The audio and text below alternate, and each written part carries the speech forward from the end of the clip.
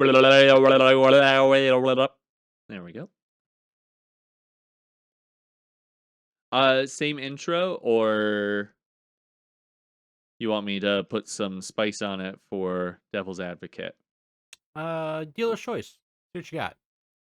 Okay, give me a second.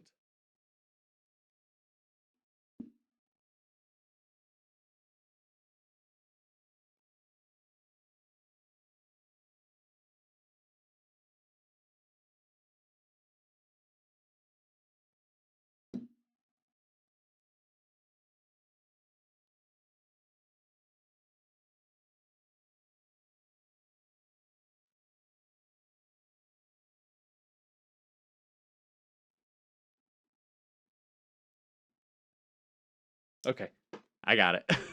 I had to work it out in my head. Okay. I also zoned out hardcore for a second. Yeah, I was working out some words. You were quiet just long enough for me to dissociate. Boom. Just totally blank. All right, I'm good to go when you are. Yeah, send it. Okay. Welcome to Devil's Advocate, the place where the pixel pickers pugilistically punish each other's penises while they plan out their own demise. I couldn't think of a last P word. I'm Jarvis. I'm Josh. Ready to get your penis punished, Josh?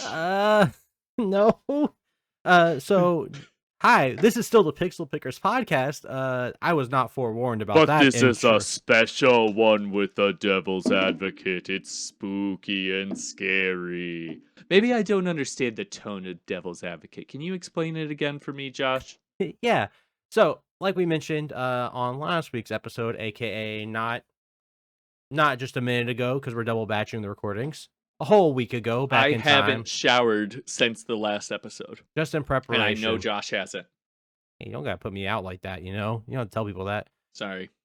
But, so, we're having a kind of a special episode today, where we're gonna play a game that I have titled Devil's Advocate, where we're each going to bring our favorite game of all time, and the other person has to take a opposition to it and explain, internet troll style, why it's actually the fucking worst game they've ever seen or played. So the podcast will continue after this episode. The friendship might not.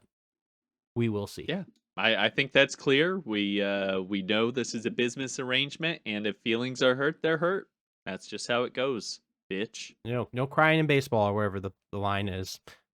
So I'm going to go first with my game. Let me go ahead and introduce you to one of my favorite game. Not one of my favorites. My favorite game of all time. It's a game from the PlayStation 2. It's a literal fucking masterpiece with zero flaws. That's not true, but it is called Prop Time. Metal Gear Solid 2. For those of you who are listening in audio version, I'm holding up Metal Gear Solid 2 on the PlayStation 2. It is a stealth action game released in 2001. Very old game. Made by Hideo Kojima, and it's a sequel to one of the biggest PlayStation 1 games. It's just the best. It's got a great story. It's like one of the first games that ever really felt like you were playing a movie to me. And even today, the graphics just hold up so immaculately. And the gameplay is, I think, still some of the best because it's simple but effective, to where most stealth action games still can't do it. But like, it kind of fucking sucks though, right? No, just it's like a masterpiece and like everything, but like it's like a fucking 2001 game. It's fucking like it's not what you're actually bringing for me to argue against, right? No, yeah, I'm bringing Metal Gear Solid 2. It's my favorite game of all time. I mean, you said COD 4 earlier, like that's a game. Like that's a game where like cameras move and there's fun to be had. You're supposed to kill people. You're not just knocking them out. There are characters, storylines, fun things that aren't really fucking confusing. Like, but you chose Metal Gear Solid 2? Yeah, 100%. Also, and you said it. You can kill the fuck out of people in this game. You can shoot a dude in the dick and he pisses blood. In a very horrifying you death can definitely animation. do all of that. Yeah, but like, who cares?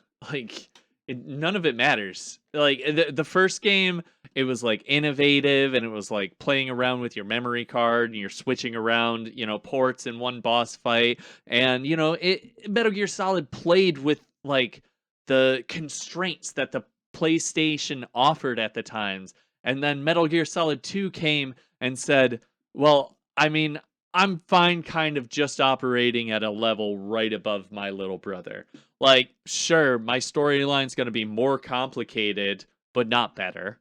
I'm going to have more ways to kill people, but I'm going to encourage you and reward you to not do it. So why does that even matter? Sure, I have VR missions. They're really fun. They're not part of the main game. Oh, You don't have to touch them at have all. VR missions. You don't have in the OG Metal Gear Solid 2 Sons Oh, of so Liberty. we are literally limiting. You have made it worse for yourself. You have made it the less fun version of a not fun game. Look, I didn't want to have to argue about why Snake Tales is good when it's literally the fucking worst. I hate Snake Tales. It's all so bad. And I mean, at least like you could have given me Twin Snakes, because then I would have been like, oh, it's the introduction of this into a new system. It's weird as fuck. It's trying a bunch of really new cool stuff, and it's like It's kind of pushing some weird graphical things. No, you brought me the boring version of it. Twin Snakes is the broken one, first of all, because they didn't change. It's broken, but it's fun. It's weird and crazy. Nobody likes the first version of a Kojima game. Yeah, Death Stranding, everybody loved that fucking game, right? Oh, wait, no, it did terribly, commercially and critically, until the director's cut came out. So you come in with this fucking broken game that even Hideo Kojima said, let me take a couple more runs at it. And you're saying this is your favorite game of all time. You are trying to be a game journalist, my man. This is wild. This game sucks. No. Okay, first of all, what's fucking broken about Metal Gear Solid 2? What is broken? I mean, what's your favorite scene between two female characters? What is this, Lord of the Rings all of a sudden? Hey, I'm asking you a question. I'm just doing a little counterpoint here. You want to talk about what's broken? Let's talk about the camera, or lack thereof. Is there no conversation between two? There's not one. There might possibly be one where Olga talks to someone else, but it's probably about Raiden. Or sorry, I'm a Mortal Kombat fan of the movie initially, so I learned how to say Raiden wrong. So initially, when I try to say it in a conversation, I will always go to Raiden. Oh, see, it's always been Raiden for me. Yeah, yeah. I'm just enough older than you to have that fucked up in my head by Mortal Kombat, rather than having it perfect in my head by a shitty game like Sons of Liberty. Shits of Liberty? I don't know. That's some low hanging fruit. Sons of Ligma. What's Ligma? Ligma balls. Okay, so yeah, I never thought about that. There are no. I'm like, let me go and preface. I've played Metal Gear Solid 2 hundreds of times, and I don't mean like a lot. I mean like I've literally rolled credits on this game probably 200 times, just because like I would play on repeat as a child, and I am like I have that game basically front to back memorized. And I was like, I've never thought about this. The only scene where two women kind of I think inhabit a same space is a dead woman's body and Fortune. And then it becomes two dead women's bodies. I think exactly. I don't think they ever interact. No, I mean the use of women in Metal Gear Solid is either pregnancy or love. Or I mean death. The love typically leads to death to motivate you. Yeah, but I mean, you're supposed to be pining after Otacon. Okay, but at least it gets better by the end of the series. By the end of this huge series that millions of people love, I'm sure that Hideo Kojima didn't have his only female character of the very large squadron of mercenaries on your team. I'm sure there wasn't a scene of her just doing Taking a like a weird shower, strip tease in the rain, taking a shower. putting her feet in front of the Yeah, camera. Look, none of that I'm would have not gonna been. defend the general sexism that is a Hideo Kojima game. It's an old man from Japan, and he's got some predilections. That shit Yeah. went over my head as a kid. I ain't gonna lie. Like I've told you the story the other Well, day about like Metal Gear Solid 3 when Eve like does the coat thing where she like shows off her cleavage. As like yeah. 2004, I was 10. Straight over my brain. I was like, why is she doing this? What are you doing? Put your clothes on. You're gonna get bit by a I don't. mosquito. I feel like I at 10 I had some idea. I was like, oh, Remember, this is something I shouldn't see. I knew I shouldn't see it. I knew I was wrong for it, but I was raised a sheltered little like Southern Baptist kid, so it was like I was raised a little horror. sheltered little Midwest kid. It's just different about how we chose to run with that. Yeah, I It, felt kind of went in different directions. I felt terrible about it, but I wasn't going to stop the true Southern Baptist style. But so yeah, that I'm not going to defend that. I will say that Fortune and Olga are both awesome characters, and they get dope moments in the game. Yeah, they get dope moments, but we're talking about literal cinematic moments, not story moments, because again, their entire story moment is serving the man in the story. So, but they do get cool moments. You're right about that, Josh. So, Uh, yay for women. That's what Josh gives you. uh, Olga's kind of. I mean, technically, Olga's not serving any real man. If you want to get into spoiler territory, It is from 2001. There's no spoiling okay. any I mean, Metal Gear Solid technically, game fucking anymore. Olga is being blackmailed by AI because this game is Yes. way too scary sometimes when we get to like the present day now. Yeah. But, so she was Yeah, kind of okay. So let's just go into like his prescience. He ruined the nation.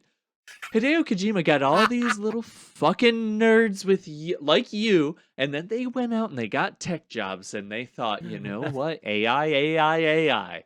And literally, like 2001, that is peak period for all of these tech bros to be going through and being like, yeah, no, AI rips ass. To be fair, at the time we didn't 'Cause know they that's were. the We message didn't you know take they were from it. AI. We didn't know they were AI at the time. That was like a revelation at the end that they were all dead. All the Patriots are dead, and then Metal Gear Solid Yeah. 4 is like they're all a big computer.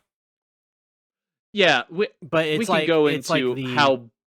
the like Go the ahead. people you talk to on the codec are not real people, and it tells you very upfront like, hey, this is a bad thing. But for some reason, tech bros just like see the bad thing. They're like, we made the Death Killer 6000 that just kills children and puppies. They're like, that's super cool. I should make that. Tech bros are the problem. Fuck yeah, here. red pill, bro. Yeah, tech bros are the problem here, not the media they consume because they don't have media literacy. Disagree. Hideo Kojima, it was very irresponsible when he put this game out. He basically made terrorism. I'm just saying, the war on terror kind of started in the lead up to this game. I mean, there's not like a direct connection. They did have to but edit this game because when it came out right after it came out after 9/11. It showed a scene where Spider-Man made a web between the Twin Towers. Yeah, basically. Well, at the end, like Arsenal gear crashes through New York, and they had made this long, drawn out like destruction scene of it crashing through because it like ends at like the federal building. It whipped fucking ass. I bet it did too. Because it's like one of those like real expensive CG ones they do. Because you see like the beginning parts of it, and then it just cuts to you and Solidus landing on top of I think it's the federal building. I don't know my New York that well, so I think, and that's pretty decently inland. I'm pretty sure, right? Yeah, you would have already went through and destroyed a good amount of the city by that point. Yeah. So, hey, Josh, you're talking about literally the only good part of the game, which is the occasional cutscene that's not nonsense. So that's nice, at least. Okay, well, let's talk about the actual game and not just like the story. Then, what do you have? What problems do you have with this game? Okay. I'd like to move the fucking camera in a way that actually allows me to see the enemy that just saw me off screen. That would be fucking nice, Josh. That would be really nice. Click R1. You can look around it. You can look around whenever you want. You have a radar that tells you where everyone is at all times.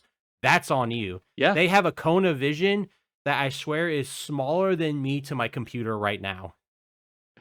Hey, I thought you said this wasn't going to get personal. I'm literally attacking the game and you just attacked me. You said that's on you, you fucking cunt. I hate you, Josh. Okay, you putting words in my mouth now. You just said it. At Grok, is this true? uh so the gameplay is just not fun. It is literally be quiet and don't be seen. Like it is shut up and slowly walk through. That is the best scenario for the game. The game wants you to do the least amount of game as possible. That's the game's ultimate win. And then it'll occasionally toss a boss fight at you. Who gives a shit? I haven't been shooting my gun other than one bullet in a head for the last 2 hours. So this boss fight, I forgot that I had other fucking weapons. And I don't care about any of these. Why? Why? Why? Right as soon as the game was getting good, with the only interesting character, Solid Snake, does it switch to Raiden? This no one who enters into my Metal Gear Solid game like he's gonna own half of it? Are you fucking kidding me? He owns more than half of it, bud. He owns way more than half of it.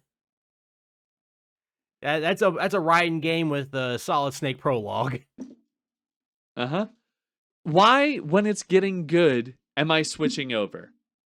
Like, are you fucking kidding me? So, look, I'll admit, I was a Raiden apologist for years. Because I was like, 2001, I am 7. I thought Raiden was dope as shit as a kid. He is a little whiny bitch when you go back to it, but granted, kind of deserves to be a little whiny bitch with like, because everything they told him, just like, yeah, we lied, or nope, that's not happening. Oh, but actually, there's a vampire here now. But don't worry, he's not a vampire. But who cares? Why does he exist? Because what changes in this game if he's not there, other than we don't take out Snake in the first half? So like, I mean, nothing. I can spoil. You just have Snake do the rest of it. But then it doesn't have the narrative through line of like why it is Raiden. Like it's part of the S3 plan, which is to train other Solid Snakes. We make new Solid Snakes. Raiden is supposed to replace Solid Snake, and it's a literal device of saying, hey, we've swapped off from Solid Snake in this game, which all of you want, and you just want him to be Solid Snake, which is also what the Patriots want, and that's why they're doing this whole program.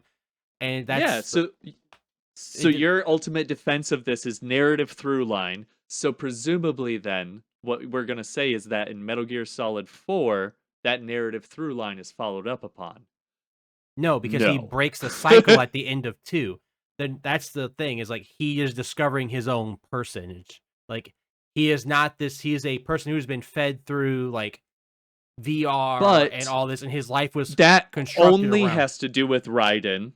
It doesn't have to do with anything else in the game. If you remove him from the game, it's unchanged. In what way? Bam! In what way? Because all you have to do is have Snake do the things that Raiden do instead of introducing Kojima's little samurai fantasy where he's throwing a literal Bishonen twink at me nude. What is going on here, man? You're welcome? Like, no, I'm not, because he wasn't hot at the time. He looked like garbage trash because it's a bad looking game on an old console. You chose a game from 2001 as your favorite. You know it's going to look like shit. You can barely tell there's anything there. No, you're Raiden, insane point. I will not stand for that. Metal Gear Solid 2 still looks good. Like, if you put it in, especially if you put it into a modern resolution, like at the time on CRT screens, it looked gorgeous. Like it took games a while to catch up to what Metal Gear Solid 2 was putting out at the time for like detailed character models. What it put out in these beige and blues and greens of just big brutalist buildings. Wow, that tanker looks great. What's that? That tanker looks great. Okay, we're out of the tankers. What am I on now? Oh, that big building looks great. What's this? That big building looks great. Well, at least I'm not like outside for all of this. I'm in hallway. Okay, yeah, we're really utilizing these graphics. We're leading up into larger hallway. The game may technically look good, but it only looks good in cutscenes. It looks boring as shit otherwise. Yeah, There's nothing fun happening on the I screen. will agree that the shell design is boring. I would disagree with the tanker, because like the tanker's got like the underground section, it's got the outside rainy areas, and the inside But areas are quite bare. it's all just dark. It's not even There's that nothing dark. fun. It's just hallways and dark. No, I mean like tonally dark. Yes, there are lights on everything, but if I literally if we insert a picture of a full daylight mech like just in the air, that picture is going to look like it's taken in the middle of the night by a fucking like night filter. Is how green it's going to end up being because Kojima wants to put everything through a big ol' like I'd say 3-inch thick filter. No, it doesn't always have to be a green filter, but there is some sort of film grain or filter over every scene in this game, Yeah, and he's it trying to is make just it look like obnoxious. a movie. And I don't think Yeah, it's in obnoxious. I think it looks a really good, and what it does is it's it's kind of an art direction thing. Like, while granted, the environment art direction isn't that game's is strongest suit, bad. especially in the big shell where it's bright ass daylight with no shade really, and it kind of washes out some colors. But like, if we look at the tanker and like just like the changes in lighting from what outside during the storm looks like to when you're fighting Olga and the storm stops randomly, or like the insides and how like they're like designed, it kind of hides the fact that it is a game from 2001 sometimes, to where like you can forget sometimes. You're not going to think it's a game that came out last week, but it still looks better than some indie games that are coming out, in my opinion. Yeah, Josh, I think maybe in your broken brain it does. I believe having seen this game through over 200 times has somehow fundamentally altered your brain chemistry in such a way. Kind of like when you get a cat and you get that parasite in your brain from its poop or something, so you learn to love the cat. I think you have a poop parasite from Solid Snake in your brain. Like you No, are convinced that all of this is good when it's really just okay at the very best. no, I think it has, of like the especially the PS2 era. Like, a lot of people are gonna say Snake Eater is their favorite because, granted, Snake Eater has a smaller, way more personal story. I will give you that. I think it's, the camo system is a That little. doesn't matter. The camo That system especially doesn't matter, actually. kind of matters, Even especially more so on than this one. on harder difficulties. The camo system kind of matters, but No, like, no, no, no. The story doesn't matter. it sets Of up Snake Eater. yeah, it sets up things, but it doesn't have like long term implications as much as like 2 and 1 do. 2 and 1 are like very much like, this is where the story's going, and 3's like, how did we kind of get there but kind of not. And then that's like its own series effect. Like, 3 ties in 100% to like how 4 ends, but it mainly is more tied to the what I This call is the big literally the boss most series. boring thing that's ever happened on this really boring podcast. Why are you doing this to our fans, Josh? I can't believe I set you up to actually talk about the narrative impact of Snake Eater on the rest of the series. I'm so sorry, listeners at home. That is my fault. We all know this sucks, and Josh is just going to keep talking if we I don't cut him have off now. wanted to talk about this for so long, and I have no one to talk about it You got to with. make your own podcast because I got to say, like, this is a podcast about fun games, or at least like games that are bad enough to be fun. But the Metal Gear Solid is the worst possible thing a video game can be, which is just boring. That's the Just worst, the factually untrue. absolute bottom. Factually Yeah, untrue. no, it's So, just so like, boring. It is literally just hallway walking is the most fun, and then but you you occasionally get an say that, okay but boss fight. walking isn't really a thing in Metal Gear Solid 2. That's the thing they introduced in 3, where walking and sound really played into it. But you can Sure, run man. straight up onto people. If you're slowly walking, Sure, that's on man. I'm you. saying walking, and I mean slightly moving faster than a walk because it's a PS2 game. Because there is no running in the fucking game. It's all based on your perspective, and just because the enemy's moving super slow, you feel fast, Josh. It's not running.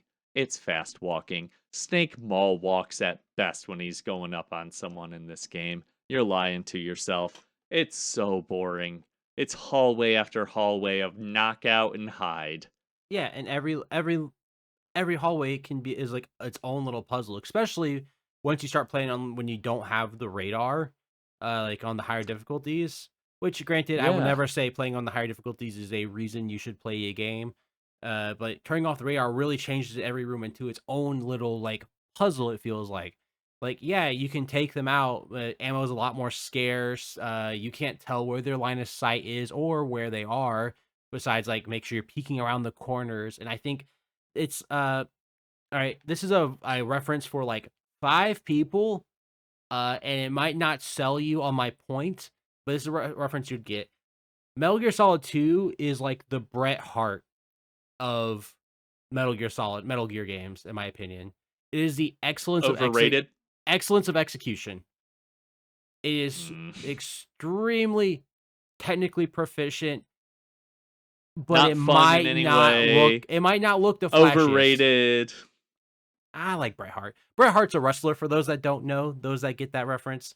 Those that don't get that reference, I mean. Bret Hart's a wrestler. He's Bret the Hitman Hart. Look him up. That's how I see it. Like, it's all the mechanics of every Metal Gear game can be boiled down into what 2 really shows. Like, 1 is kind of like the proving ground of like, can we do this in 3D? How do we do this? And I think 2 is where they like perfected it. And then from there on, it's just like, all right, let's add more modern controls with like 4. Let's add in some Metal Gear Solid 3 Subsistence. Let's add the movable camera. But Yeah, like, so why play the bad version? Why love it's the not bad. version? Just play a good version of it. Yeah, That's like I saying, agree. Why It is play worse. Super Mario I do agree World? with you there. Why play Super Mario Yeah. World when other games have done it better? Exactly, I agree. Yeah, why play a bad version of a game? Josh, I agree with you. But that's not a Like, bad version of the game. Yeah, no, it is. Super Mario World is worse because it's not as new as the other ones. Like, I don't understand what you don't get about that. I love how your position of like, let's take down Josh's favorite game to like, let's take down any point he says.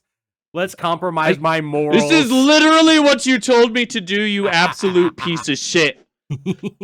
I don't want to do this anymore if you are going to tell me not to do it. That's not what I meant. I was more like, wow, I didn't really expect him to go that hard on like saying Super Mario World is bad because it's old. That's crazy. That's crazy. Why do you feel that way, Jarvis? Jarvis, why is that your no shit real opinion? I'm already done with this now.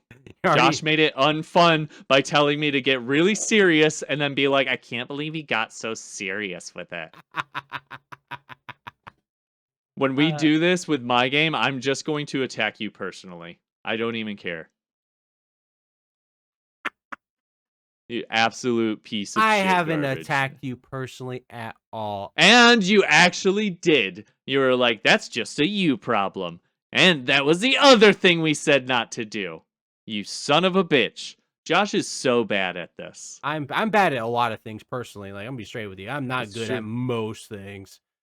But that's why we call him Rude Tude. He doesn't try, but it's just there. Always got that Rude Tude.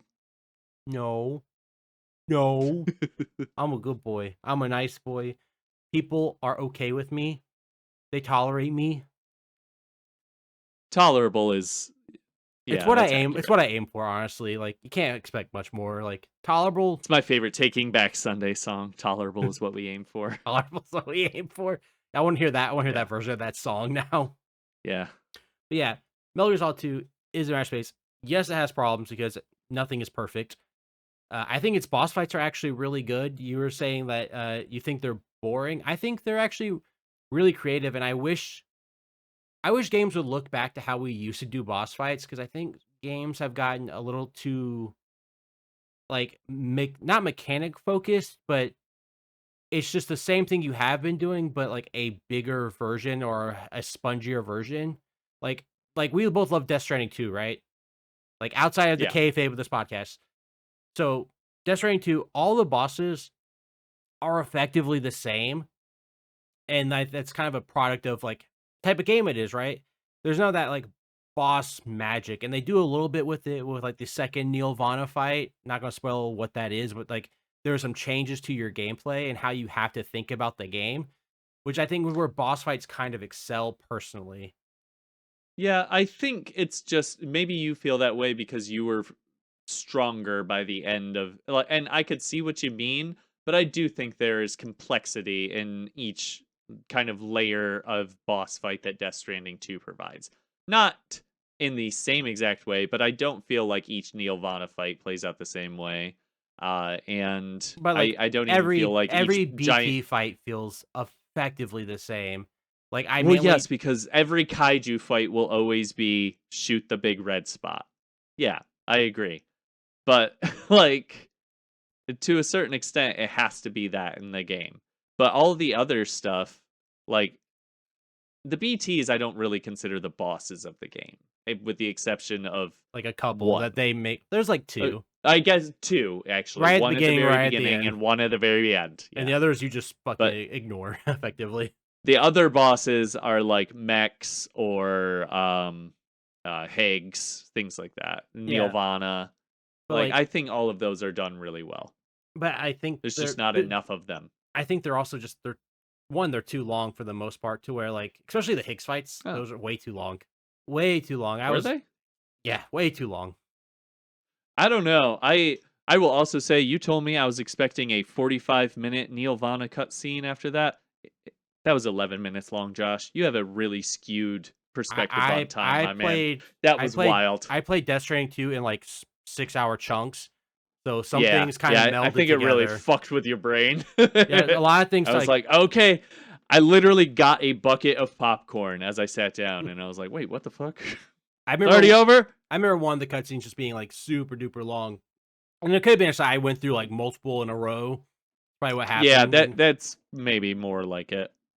uh but, like, back to Metal Gear Solid 2 with, like, how the boss fights are structured, uh, like, each one presents a different challenge. They're not just like, "Hey, just shoot this guy who will do the same thing any other enemy can basically do, except he might teleport away and you have to go fucking find him and do the same thing, rinse and repeat." Like, let's take Fat Man, for example. He's skating around. He moves faster than any enemy you've ever encountered, but he's also planting bombs, which is enforcing a mechanic that you've been doing in that portion of the game, which is bomb defusal or bomb freezing, technically. So, like, it adds variety to it. Vamp, when you do his fight, he's diving in and out of water. Like, he can pin you using your shadow. So, like, now you're taking the lighting into account. The Olga fight has multiple factors where she'll shine a light in your face, which will blind you. She'll shoot a tarp so it's covering half her side of the battlefield so that she can hide from you better. Where it's like, hey, we have these mechanics. How can we flex them in a certain way? And other games used to do that back in the day. Like Jack and Daxter used to do that, Ratchet and Clank. Like, boss fights were more than just like a bigger version of a enemy, like a higher health pool of an enemy. They had gameplay ramifications, like, if the one like the BT fights, like for example in Death Stranding 2, like if like the Neilvana fights like literally became hide and seek, or like kind of like Last of Us 2 where you were hunting each other, could have felt more fun instead of it always being he has a group of skeleton guards and he's also there.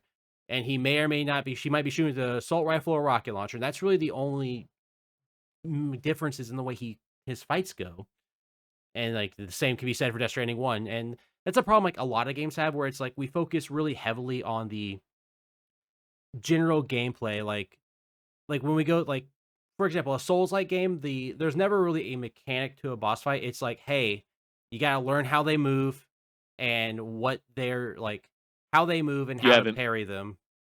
you haven't played enough Souls games. I've There are a lot of individual like I mean through. Yeah, there are a lot of bosses with like very unique mechanics like go kill these 3 things before you get in there or he'll continue to heal. Go you have to take out these pillars on the side of the arena so that you can get this.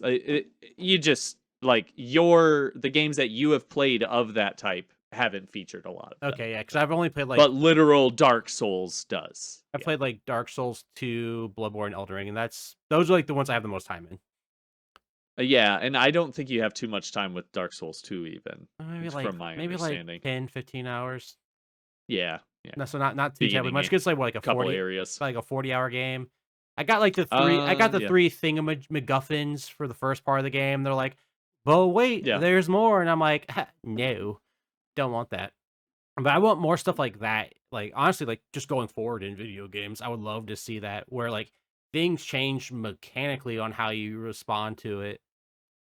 Like even like Claire Obscura managed to do that with JRPGs, where to boss fights, some of the, oh, not all of them, some of them are just straight like, "Hey, just you got to parry and dodge, baby." But some were like, "Hey, we're gonna introduce like ways to use the mechanics you have, like shooting your gun, uh, so you can do damage or stop this move or something." That changed up your natural flow to the game to where it makes you stop and think. You know what I'm saying? Right. I feel Yeah. like we've gotten away from that in video games. Um, I think very much so in a lot of the games you play. I still play a lot more RPGs than you. So I think that's Yeah, that's where true. I feel like I get to attack a lot of like specific things and take out like different shields on enemies and have certain characters do certain things. It's still kind of common in JRPGs, in Tales games, yeah, specifically being one of the ones that I like to play that has stuff like that with their Oh, combat Tales arenas. games are great. Love Tales games. Yeah, When we get a very new fun. one, we should be due for a new one of those, right? We're probably about 2 years off. Arise came out, and it's it's already through its whole cycle, but it takes about 5 years for a big Tales game to come out. Need a new one of those. I like the Rise. I like the Rise a lot. Good game. Unlike Metal Gear Solid 2. Wait, wrong character. Fuck. Yeah, We I love came Metal. in with too good of a game. I That's the did. problem, Josh. I You did. did. You literally sabotaged me, I mean, and you sabotaged me during it as well. You were the absolute worst co-host. I know.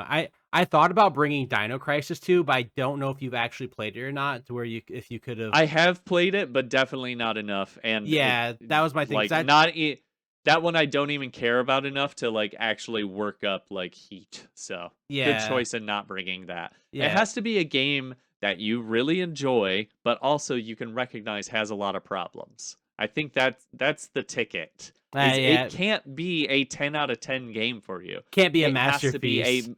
it has to be a Mass Effect 3, not a Mass Effect 2.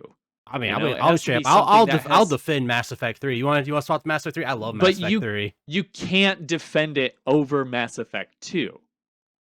And that's kind of the point is you are bringing a game to Devil's Advocate saying this is my favorite or this is the best. So when you bring a game to this arena, like it should have So problems. okay. How about But this? How about this? So yeah. for an example, let me throw off some examples. This is we're workshopping this, everybody. Yeah. Let's say I'm replaying on the Steam Deck just for because it looks good on the OLED. Dragon Ball Z Kakarot. I really like that game. I know that game is fucking rough in some places. Yeah, that one is like almost too easy to take down. Too easy to take down. All right, so like, Yeah, what can we I brainstorm? Like, Mass Effect 3 is my low bar here. Like that is a very good game that is well produced that fucks up a significant amount of stuff that it really shouldn't have fucked up. You could like I BioWare in general is going to give you a lot of heat for that particular thing. Bethesda as well. You want to talk a Skyrim and Oblivion remaster? I mean, if we're talking games that aren't good enough, obviously Starfield isn't good enough to come in here. But yeah, boy, that would be a fun game for you to have to take down.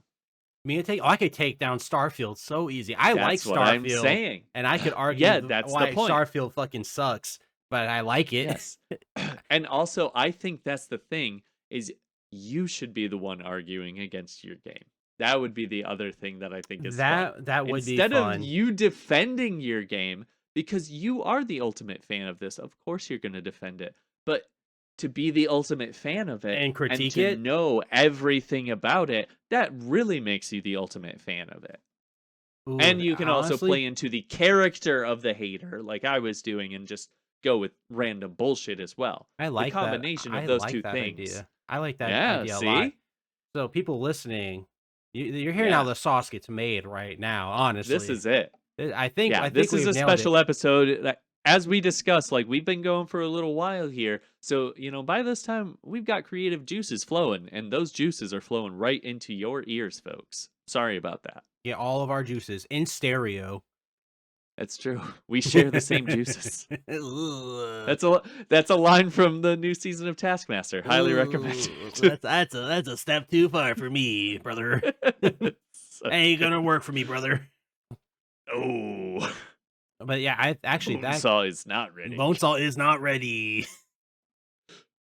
Actually, that could be really fun because also I'm not gonna lie, like straight up, you blew my fucking mind where you said like you dropped like the Lord of the Rings trivia, like he broke his toe there. Oh When yeah. you said two women never talk to each other, and now I'm like, oh Yeah. no, I'm a misogynist who never noticed. It's pretty common to be able to throw that out for a Metal Gear Solid game. I think the only one that really easily breaks out of it would be 4, but even then, the beauties, what are they called? The something They don't beauties? talk to another woman in that the Beauty and the Beast squad. They don't talk to each suck. other? No, they But appear. I They think they literally appear in one scene together. They have no words to each other, if I remember correctly, and it's just showing them off. And then you hear everybody, "That's the Beauty and the Beast squad." That's what I was gonna say, because they do talk, but I think they literally just talk about the mission, which does not pass the Bechdel test. Yeah, no. I don't think, like Yeah. I said, I don't even think they talk to each other. I think they just exist, and you like hear them like crying and laughing, whatever their respective emotions they're assigned are. Yeah. Yeah. Ooh, do any of the Metal Gear Solid games have two women that talk to each other? I'll tell you what, Quiet certainly isn't talking. No, no. Are there any Yeah. women that talk in that game? Besides, like maybe some like besides the like A NPCs, scientist. besides the NPCs on Yeah. your base, like the fucking besides like the soldiers you have, like are there like I'm trying to think of another female character. Not that I have come into. I'm playing 5 for the first time myself. Right now. Okay. I don't want to spoil that then. It's fine. Again, this game is really old, and also, who gives a shit? It's Metal Gear Solid 5. It all already happened.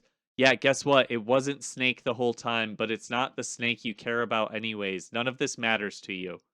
Yeah, man. What a botched ending. Especially when I've seen like when I got the collection, it came with the Blu-ray. Like they're like, here's what we would have done for the Act 3, and I was like, Yeah. what the fuck do you Oh, mean? actually completed the story. Yeah, it's like here's our concept art, and you have gone to this whole new island to track down spoiler Liquid Snake. It's crazy.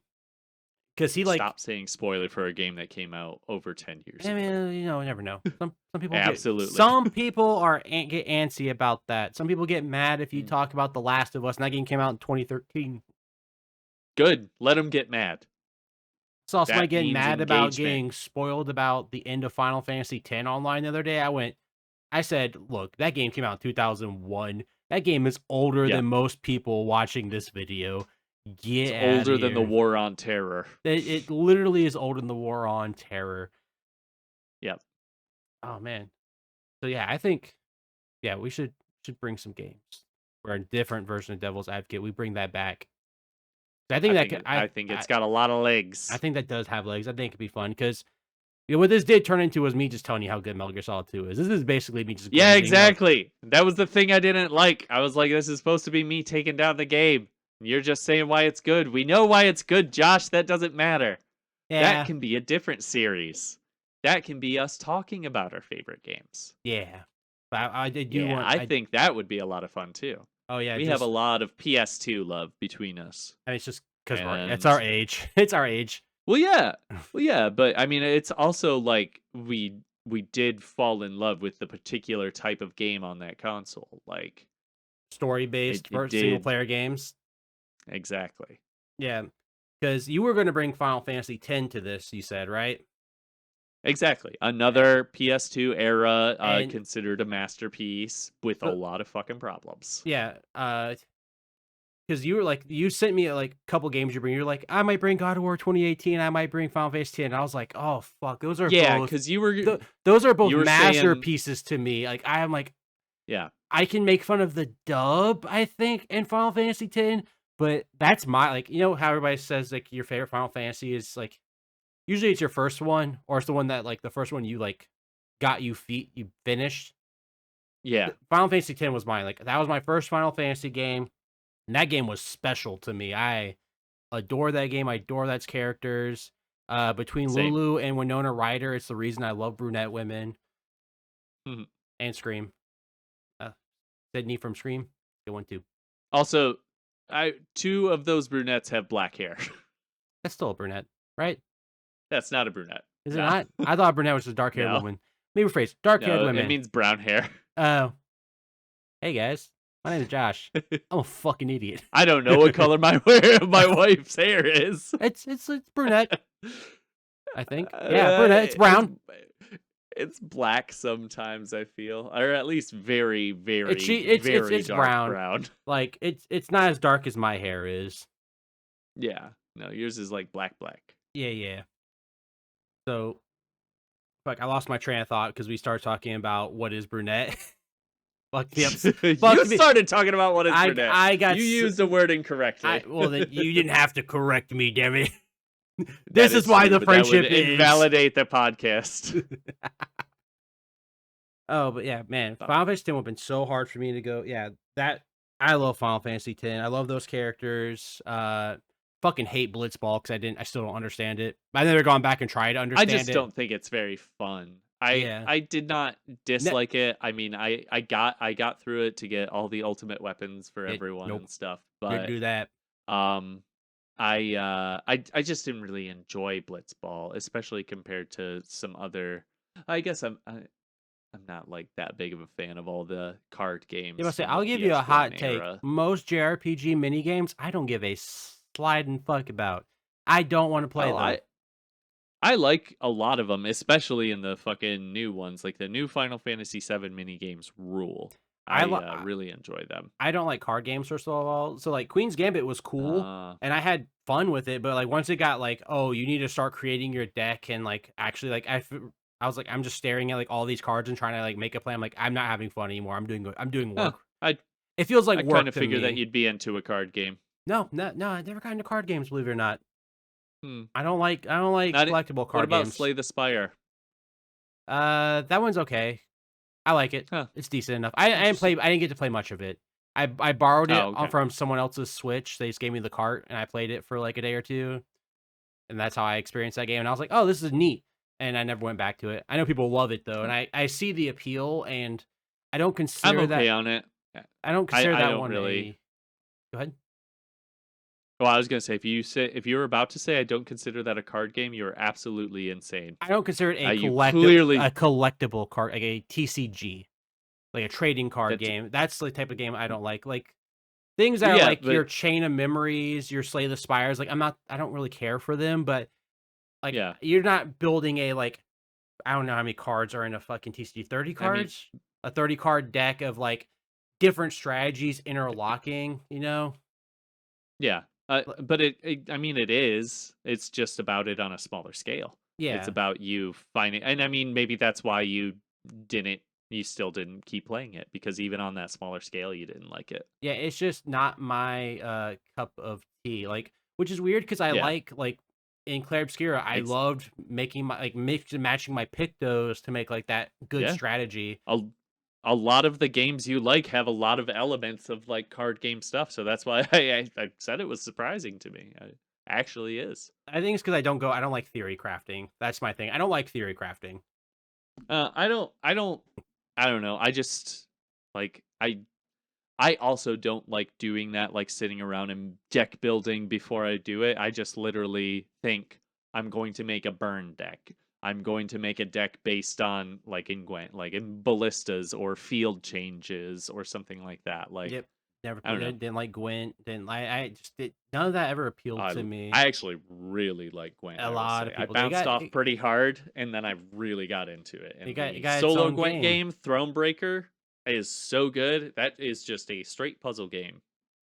So yeah, I might like that one then, because my favorite part of Queen's Gambit in Final Fantasy VII Rebirth, right? Rebirth, yeah.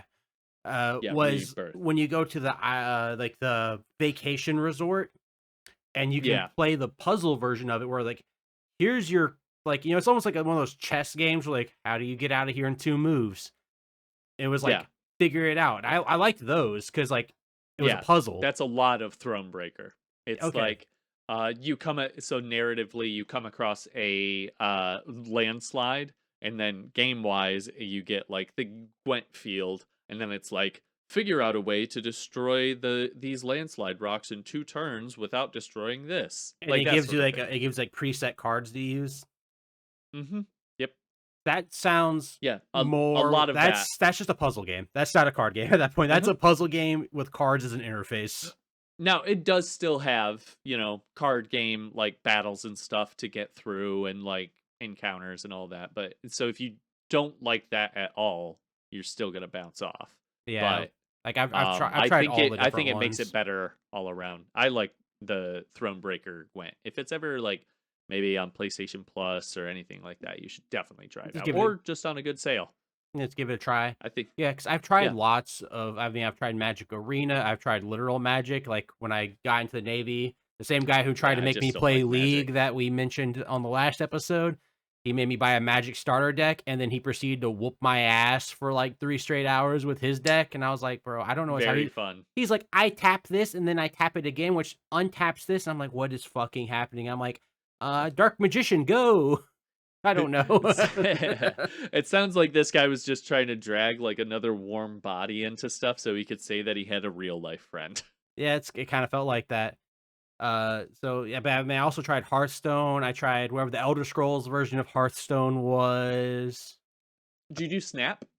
I tried Marvel Snap, and Marvel Snap I liked it because Oh. it's kind of Okay, I was puzzly. gonna say, It's more of a I was gonna say puzzle, Marvel Snap is very puzzly. I but would be surprised if you didn't like it at all. once it got into like having to like, once I got far enough to where it's like, okay, you need to start really working on building your deck. I was like, I don't care anymore. Yeah, that's fair. But like, I like the idea of Marvel Snap. It's also fucking 3 minutes long. Yes. Oh, that's such a nice thing. It is just a great poop game. It Like was for that's real. that was literally wasn't my brain. I was like, yeah, I'd play a game while I was shitting and I'd be good. Yeah, it's so nice. And then if you've played too many games, uh-oh, this is taking too long. Maybe I should go talk to the doctor. I am in my 30s and that doesn't feel right anymore. What's coming out of me? But, that's personal stuff. But yeah, so yeah, we totally pivoted away from Devil's Advocate because I fucked it up because I had a No, decent idea. you didn't fuck it up. It was a very good idea I think it was a and we good idea. just like we ran into a problem with the initial game being too good. Like it kind of ran out of steam of like things to really hone in on because like I when you did. start with I something at picked a such a high perfect. level, it's hard to reach. Yeah, I know. It's couldn't because like if I ever like that's the only game I consider like my favorite of all time. I don't know. I could have also brought Destiny 2, but then I could argue why Destiny 2 no one should play it because Destiny 2 is great. Yeah, Dude? They put out a new expansion for Destiny 2. Did you see that shit? I did. I mean, the one with The one what where is they it? The gun that killed the JFK and Gravitron Lance killed JFK? What the fuck are we yeah, talking about? I might re-download Destiny 2. I am like 2 expansions behind, but like it's speaking to me. you get It, full access to everything. Oh wait, no, I think that no, it's still going on your PlayStation. I redeemed that, but now I gotta figure out how to transfer it to my current account because the one I have on Steam isn't connected to my old PlayStation account because I didn't have Destiny 2 anymore on my PlayStation, so I couldn't connect my Hunter Oh, over. Now I have a Warlock on a separate account, and it might already be locked out of it. But they also did the a big. easiest way I just you restart. might just be able to just restart. You can literally go in, get right to the 9 gear that puts you up to like was it 2065 or something? Like Yeah, literally just yeah, walk in and grab it. So that's been there for a while. I might yeah, but actually that do I that. mean I that's what I'm saying. love Just Destiny restart. 2. I love Destiny 2. It's a problem. Like right now, I'm still addicted to Dune Awakening. I just did a big move across the map. Now I can farm my aluminum better. I'm Nice, fully a part of nice. House Atreides, and now the story actually started picking up. I forgot there was a That's story in neat. this game. You have to like do Yeah. the introduction's really bad. Remember how they're like at the beginning it says go do like these trials. You have to find Yeah. them. Yeah, that's the like first part of the story. Awful introduction to the story because once you do those trials, the story starts and then you start doing things. And I was like, Oh, "Oh, okay. okay, we're getting cutscenes This and is what it is. characters and like actual shit going on and like intrigue Now, and is like it that. possible that you ignored doing the story because you didn't want to, or No, was it it's not available? Okay. no, it's you have to complete these trials. Okay. Yeah, you have to complete these So you, trials to progress the main story. Like you can do like the Atreides or the Harkonnen stuff, which is like side like faction stuff. Which there's some yeah. good stories in there. I just finished one that I actually really enjoyed. Uh, but like you have to finish these trials so you can go to the final trial site where like the story stuff starts happening, and then Oh, a okay. character tells you to go to Harko Village, and then it's like all the Dune political intrigue stuff starts happening. And you're like, Yeah. oh, okay, The okay, house okay. stuff. Yeah. And like what's going on with the Sardaukar and the Emperor and how are you involved and all that shit from the opening cutscene that like where you're getting talked to and you're like, oh, this is crazy. And then they're like, oh, we're just not gonna follow up on this. They're starting to Yeah. follow up and it just took me 40 hours to get to. So, bad design. Great game. Bad Right. design. Yeah. Unfortunately, but still. But everybody, I think that's gonna unless you want to keep talking about video games, I think that's gonna be it for this episode that, you know, we figured it out at the No, end. I'm just gonna say, as a little note for folks, this will be coming out a little bit later. But hey, if you like Cyberpunk 2077 and you've run through it maybe once or twice, or maybe you bounced off, they just put out update 2.3. That's a whole number patch, so that's going to be a big one. A lot of auto driving, photo mode stuff, and little patch changes. I just love it. I love Cyberpunk 2077 very, very much. I have said it before and I will tout it till the end of time. I still think it's the best open world game ever So made. so good. Phantom Liberty, so So good. good. I should probably go beat the original So good. campaign. Yeah, especially you can use the same like save file from Phantom Liberty, and that will affect how It the just main game felt ends. like such a good ending to leave it though. Just what Idris Elba was Yeah, doing no, right at the yeah, end. I was like, I felt so but satisfied. you got to resolve the story with Johnny Silverhand now. Keanu does such a surprisingly good job in that, and I think the best thing about Johnny Silverhand is that he's such a fucking asshole, Yeah, he and is. Keanu Reeves does not play assholes anymore, and it is very satisfying because he's pretty fucking good at it. So Surprisingly, I, for I such a really nice like that man. for such a genuinely nice man. Like, it's very cool. But yeah, But yeah, go play Cyberpunk Cyberpunk. 2077. It's July's PlayStation Plus game. So you should be Oh, hearing if nice. you're listening Yeah, to this episode when it comes out right at the end of July, you can still go pick that up. still got time. If you have PlayStation Plus, just redeem your games even if you're not going to play them. You never know. You never know. Yep. Yep. Also, it's been half a Absolutely. decade almost since Cyberpunk came out, which is crazy to think about. Yeah. Yeah. Like when they're It showing is off pretty the wild. Witcher 3 gameplay or Witcher 4 gameplay this year, I was like, man, it feels like Cyberpunk just came out. Like, no, it came out in 2020. I was like, Jesus. I mean, it was a bad launch. So, and then Phantom Liberty Yeah. was like effectively a second game, it felt like. Well, they had a 2.0 launch before the Phantom Liberty, but yeah, like that did like a full felt like a full re-release. Yeah. And then Phantom Liberty, And like in it's content wise, is a full second game. And I That's agree. so I cool. agree with you. Where I think that is one of the best. Like I call like those type of RPGs, like that first person, like your Elder Scrolls, your Avowed type Yeah. RPGs. It's the best one of those, like bar none. Yeah. It's got some of the best writing in video games, best acting in video games. Absolutely. It's just like that game Did is you ever do perfect. the Sinnerman story? That's the one where you are Where the dude's nuts are on fire. no, this is a good, like a legit, fully good one, and you're basically doing like a BT of an execution for someone, of criminal. It's very, Oh, very I think you good, have to do that one for the very main story. I'm complicated. pretty sure. Where it's Yeah, the no, it's convenience just store. Sinnerman is cool. Yeah, Yeah, but that's Sinnerman is especially good. You are like going with this career criminal and murderer to go around and like talk about why he does stuff. It is way I more haven't done that. cerebral and well thought out about than like any other game of its kind. The only one that I think comes close in terms of like really great mission design. Actually, it exceeds it. It's Witcher 3. Just because of Witcher 3, the consequences of so many of the seemingly trivial missions are huge and really cool for, not just that one mission, but potentially the entire game, like affecting big plot lines. And I love that about CD Projekt Red, and I hope they continue to do it with all of their games. And I hope we see it from, I don't remember the name of the studio that's doing Dawn Walker. That's a bunch of CDPR people. But I hope, It's ex devs from CD Projekt yeah, it's Red. like Lone Wolf or something like that. Yeah, Looks it's dope. a new studio. That game looks awesome.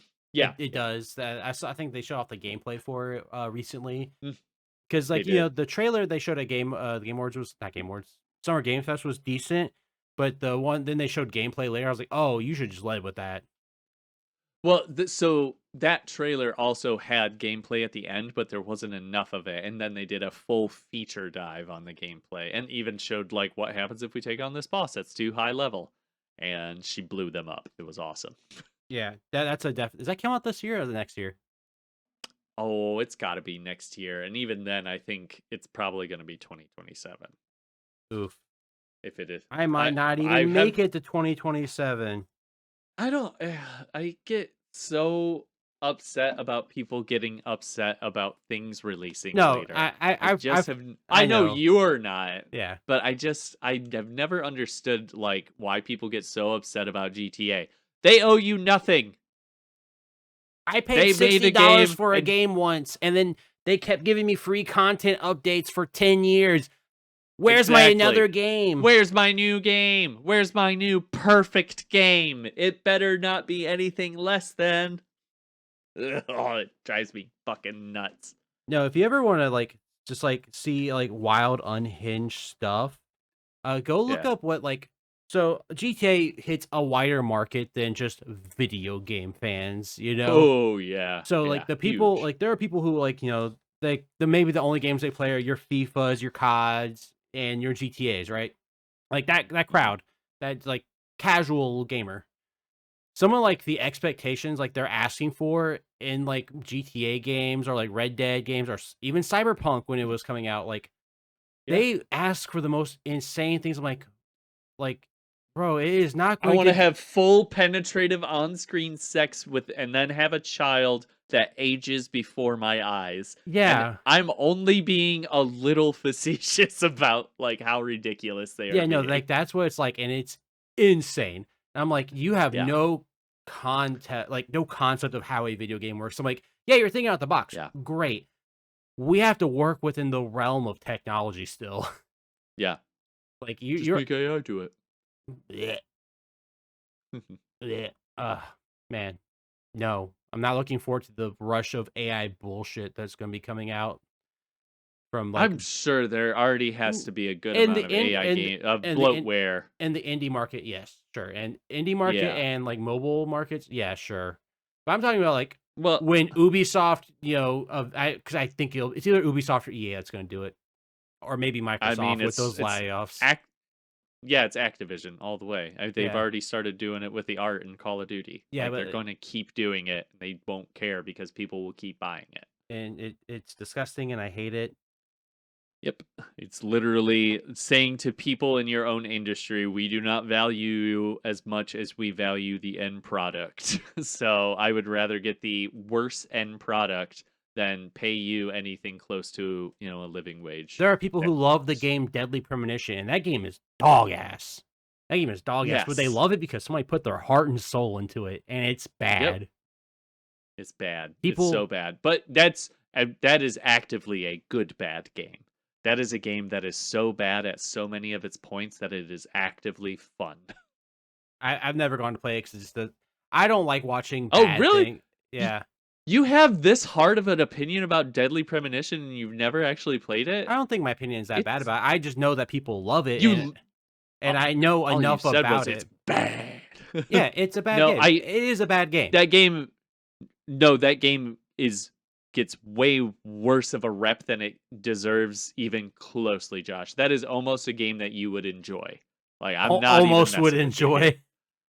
Yeah, well that's what I mean. Like there's a lot in the way, but there's a lot of really, really cool stuff You can polish within this Deadly turret up to a Premonition. nice shine. Nah, it's a C. Good C plus game. I don't know. Nope. I've never watched See, Twin Peaks, so I don't know if I would really get down with it, even though I know I would probably get down with Twin Peaks really hard. you definitely would. We Yeah, need to watch Twin Peaks and Neon Genesis Evangelion. yeah, it's It's surprising the big lacks in your '90s culture. I mean, I did X-Files, that was my thing. Also, I was a child in the '90s, like That doesn't matter. I was a 4-year older child than you. I chose to go back and watch these things. yeah, I just never went back for Twin Peaks, but, like, I grew up on X-Files and, like, Yeah. Next Gen, like, that was all my '90s stuff. But anywho, Yeah. See, yeah, video game podcast. But I think we're done with barely. it. I assume we're done with video games because we have full tangented off Oh yeah. hardcore. So let's move right on to our recommendations. So, folks, hey, it's Josh again, and it's the weekly recommendation section where me and Jarvis both bring a recommendation to you that's non-video game. It can be video game tangentially related, but it's mainly going to be like a movie, a comic book, a word book, a picture book, sure, fuck it, or music for you to listen to. So, Jarvis, last week slash an hour and change ago, I went first. Yeah. So I'm gonna let you go I will first go first this time. because I Yeah. forgot what my original recommendation was. Yeah, no worries. So this time I'm gonna go for a ooh, sorry, excuse me. A who? I'm going to go a boo. Uh, I'm gonna be going for an animated series that I really really enjoy. And also I've been thinking about lately just because there's not a lot of things like it, and that is Infinity Train. Let me pull up the page for Infinity Train just so I get dates, and you know me, I like to attribute my creators. Can't remember the creator of Infinity Train. This Uh, was a Cartoon Network show that aired on, or actually, I think it was a Max original. Now that I say that out I loud. think it was. I think yeah, it was Max. I remember that coming out. It was back when it was called HBO Max. Which hey, fun fact, it's called HBO Max again now. Yeah. Okay, so no, it was Cartoon Network actually. So it that's cool. They had a pilot in 2016, and the series didn't come out till 2019. A lot of good work. But Infinity Train's very fun. It is an anthology series in the fact that each of its 4 seasons focuses on a different main character, but the central character of the movie of the series is the Infinity Train itself. Now, the Infinity Train is a big train with an infinite number of cars, presumably. And each one of these cars represents a really different sort of microcosmic reality. This might be, let's say, a little kingdom of corgis. This could be a world where, everyone's made out of water. It could be a world of it's just a giant, like, McDonald's play place. But in the first season, we get a character coming in, getting stuck on the train, and going through, some emotional and just like age wise growing up as she's going through the train. The main character of the first season is Tulip, played by Ashley Johnson. Ashley Johnson, you might know from Critical Role, and she continues to kind of either be a main character or featured in some of the rest of the series. But you Also, have like most a notably known huge in the video game world as fucking Ellie from The Last of Us. that is true. So the rest of the voice cast is really great too. There's like Ernie Hudson, Kate Mulgrew, Lena Headey, just like a very large list of sci-fi and fantasy, Oh wow. alums. The So game or the the show is so much fun though, and it's so well so animated. the vibe I'm getting from you is Adventure Time meets Snowpiercer. Yes, Adventure Time meets Snowpiercer is very good because if you take that very silly tone of Adventure Time and the very silly tone of Snowpiercer, and then kind of just bring it up with the weird seriousness of a Bong Joon Ho movie, but not too serious. It always maintains its funniness even when it decides to get into dealing with death, dealing with your parents getting divorced, dealing with not having an identity because you're a metal person made from a mirror brought into life on an infinity train, and there's a deer named Alan Dracula whose head shifts and he blows out. You know what? There's a lot of stuff going on in this show. I don't need to go all the way through it. Actually, But that's my recommendation. that sounds like a lot of fun. Actually, Oh, it's so much fun. It's definitely still on Max. Gotta be, right? you Oh, never you wait, no, never they know take with out a Warner lot of Brothers. shit. You never know with Warner Yeah, Brothers, baby. oh, Just look at because, this. There's an entire section of its wiki called removal from HBO Max. like, a lot of the Looney And it has Tunes been shit got taken off. it has since been removed from all digital retailers. Infinity Train. That's what it says. Oh, so you Well, recommend something that we can't actually watch legally? well, I recommend holding onto your hard drives, folks. That's all. That's Buy as much physical media as you can. yes, Hold man. onto your hard drives. So hey, can we take a stance on this podcast? Yeah, yeah. It's just that fuck you, Warner Brothers. Yeah, that's so fucked. It's almost always them. It's Like almost all. It's Disney literally doesn't do always this. no. I can go watch the problematic shit from way back in the '60s, and it's like Yeah. just beforehand. It's like, hey, just so you know, this shit was made in the '60s. White people Yeah, said crazy like things back then. instead of cutting out the stuff, they just say, "Hey, some of this fucking sucks."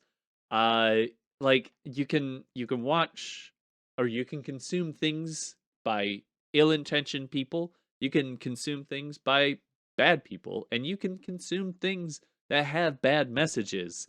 It's not dangerous. It's more dangerous to hide the thing and like make it all like I don't know. Ooh, that Sorry, sounded eerie to me. I coughed. uh to make it so taboo and weird. Can you watch but on Disney, can you watch Song of the South? Oh no, that one was straight Okay, yeah, I racist was like that one's too propaganda. bad, right? That one's just Yeah, straight that's too racist much. propaganda. That one's Yeah, not going. That's like yeah. what's the other like really racist one? That's basically the Ku Klux Klan movie. It's like Heart of the South or Oh, something. oh, for Disney movies, I'm not It's not sure, but Disney. It's like, but oh, it was a real big movie in America back in the day, and you go back and it's like just a literally Ku Klux Klan movie. oh, yeah, no, I know what you're talking about. Like it's a 1934 movie. Yeah, Just like watching a Lenny Riefenstahl movie who is a Nazi propagandist. Like there used to be all of these things. I haven't read a lot of like film media or film books lately that'd be like, yeah, like, Lenny Riefenstahl or what is the name of that Ku Klux Klan movie? We probably shouldn't even try to remember because it no, doesn't yeah, fucking no, matter and fuck that nobody should movie. watch it. But yeah, like But it's just those types like, of movies, yeah, yeah, you can take those out. But things are like, hey, yeah. there's just some stereotypes in this movie that don't reflect what we think of in modern day, but this is what life was like. Like they used to do Yeah. that for like the Just Looney explain Tunes. it. Yeah, like they used to do that for Looney Tunes cartoons. We're like, hey, did we make the black person look very stereotypically blackface, like from the 50s? It Kind was of. We're sorry, Was but it cool when Bugs made a voice like that? No, but we know that. We're sorry. He's still funny. Don't hate Bugs. yeah, but like, why? Like, what is the purpose of removing something like Infinity Train? What like? Oh yeah, like literally when the only thing it's doing is what, taking up bandwidth when somebody chooses to watch it? No, like that makes no sense. But you're There's also no reason fucking to Warner take off Brothers. You're anything. one of the Yeah. biggest production companies in the world. No, like, okay, I'm gonna stop us there because we could go into it. That could be another hour of us bitching, and that is Yeah, not just bitching about this. because that's my one. Like, I like digital media because it's convenient, but I Oh, I love fucking it. I would hate I it would much sometimes. prefer it. Yeah. I like As a person that already has a lot of books, like I gotta crimp and save wherever I can for space, man. yeah, like I used to collect Blu-rays. I used to have way more comics than that. Like, trust me, Yeah, me and you don't buy floppy comics anymore because we had nowhere to fucking put them. And I ain't exactly. renting a We'd be storage space. overtaken. I refuse to rent Nope, storage spaces because that's stupid. it's not worth it. Yeah. So, but I'm gonna move on to my recommendation before I get actually heated. Like, I was gonna get more Yeah. heated than the whole devil's advocate over that for a second. I felt myself getting warm. My face probably got a little flushed. My recommendation is a show that I heard about before, but my wife actually got me onto, called Kevin Can Go Fuck Himself. Ah. and it's on Netflix. The first 2 seasons are. I'm only like 5 episodes into the first season, but I still recommend it, even though I'm not finished with it because I like what they're doing and the concept. So the concept is the show is an AMC show where it follows the housewife of your typical like 3 camera sitcom that you would see in like the mid to late 2000s a lot with like laugh tracks and all tracks and all that shit, like the fake live audience. Yeah. And so every time Kevin's on the screen and like it's shot like a sitcom, but the second Kevin leaves the room, like it turns into like this very dark, like very insular, very dramatic show when it follows the wife, and it's just about like her hating her husband because he's granted just a shitty individual, and Yeah. it's about her trying to figure out how can she kill him and get away with it. So good. So It's much fun. Have you seen it? I've only seen a couple of episodes. I'm less far than you, but I do really enjoy it. It I really enjoy Annie Murphy from Schitt's Creek. She plays the main character. I can't even remember the main character's name. It's been a uh while since I watched it. I can't remember either. She's got Yeah. like a very Massachusetts, New Jersey ass name. They Yeah. all do in that show, so they all kind of blend together for me. But Yeah, yeah. but But also, I was a big fan of like, not a big fan. Yes, I guess a big fan. It's embarrassing for me. Sitcoms are a weakness for me. So, it was something I was immediately interested in to see like the fun. What happens when Kevin James leaves the set of King of Queens to so Leah Remini's character? fun fact, do you know why this show got made?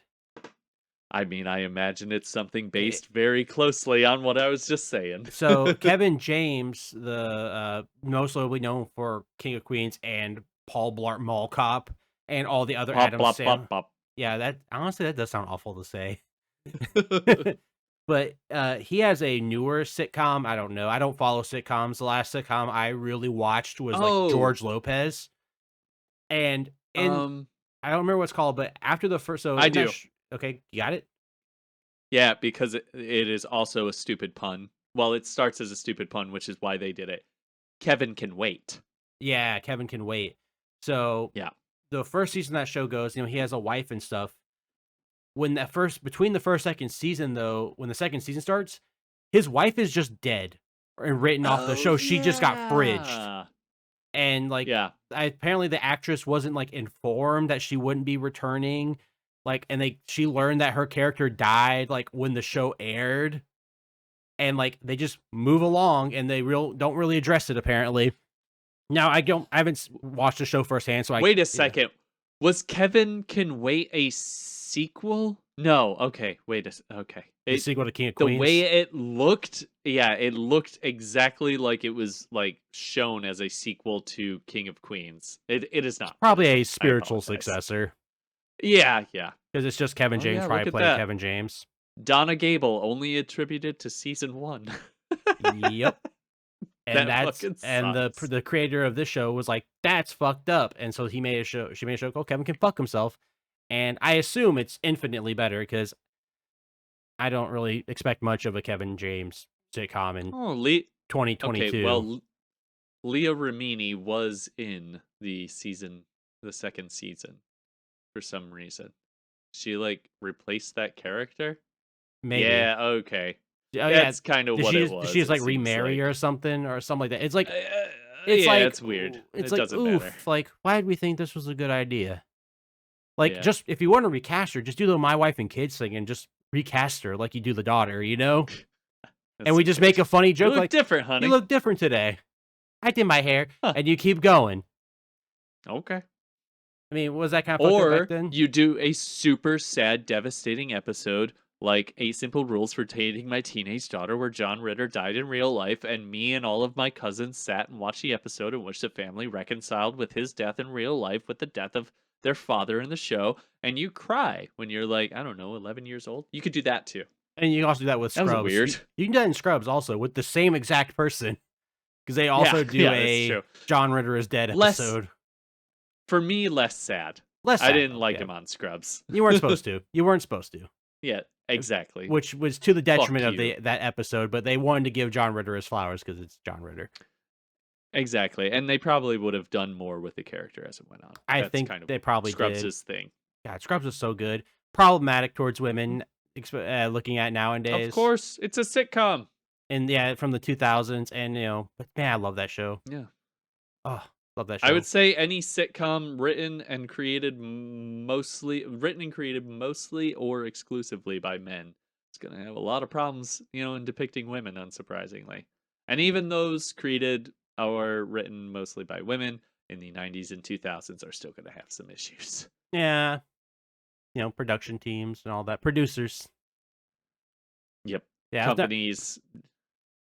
I was never a big sitcom guy, other than like what I I'm a watched very with big my sitcom family. guy. Like, I think when I was in high school, like the sitcoms that were out were like, I don't know, fucking Big Bang Theory, and my parents loved that shit, and I hated it. Hated Yeah, the that the is amount a of they're sitcom driven by just laugh track. the amount of oh, they remind me of you, Josh. I'm like, man, go fuck yourself. Straight up, Yeah. go fuck yourself for saying that. These guys suck. All these characters suck. They're all the worst people, and not even in a fun way. They just suck. Anywho, yeah. So those are our recommendations. Highly recommend going and watching my recommendation because you can. Yeah, I was gonna say if you can find a way to legally do it, go ahead and try I to watch say, Infinity fuck Train. it. If If they you don't, can't find it, but if you can, do it. If you can't, then find your way and maybe reach out to Reddit. See if there's anybody out there. Download yourself a good VPN. I'm I'll not say suggesting anything. I'll say it straight out. If you want to watch something that is you are unable to watch because it is not provided by anything because it was taken off for no reason, fucking And unavailable on physical media. and yeah, and you can't just buy it. Like just because it's not streaming, sure. But if you can't buy it Yeah, at all, fucking sail the high seas. Go you for it. gotta. You've got my written permission. Tell your congressman, tell your lawyer, tell the judge. It's fine. Josh said it's Josh good. said so. Josh said it's Josh can okay. wait. Josh Josh will can not fuck wait himself. because I was probably going to go watch Infinity Train today because that sounded really cool. Yeah, it's very cool. Hey, not saying, but maybe some people have it on hard drives that you could borrow or Oh, download okay, from. yeah, man. I'll ask. I'll That's ask around. I'll go possibility. ask my neighbors. Yeah, reach That's, out to your friend group, see what's there. Go far and wide. Be but hard to find. that's gonna be it for us today. I'm so heated about that now. God damn it. I'm so like I'm uptight now. Yeah, it's just shitty. There's no reason to do it. Yeah, but there is a reason for you to like, comment, and subscribe to the Pixel Pickers podcast because we will be posting episodes every week, like always, and we've been doing pretty good Absolutely. about it. So Devil's Advocate didn't work, guys. For at least right now, we're gonna workshop it. Disagree. I think it worked. I think we got a fun episode out of it. I think it could be tweaked. The idea I don't think there's any reason to write it off. work. No. Yeah, no. Fair. Just today it didn't work how we wanted it to. Fair. But we figured it out. So you got to see how the sauce gets made. And also if you have ideas on what you think can make that segment better, fucking tell me. Neither of us are creative. Look at us. We're talking about other people's creations. That's crazy. What a lack of originality. Couldn't create my way out of a paper bag. No, I couldn't. What am I, God? No. So yeah, if you want to see a better version of Devil's Advocate sometime down the line, you can hit that good old subscribe button and the bell.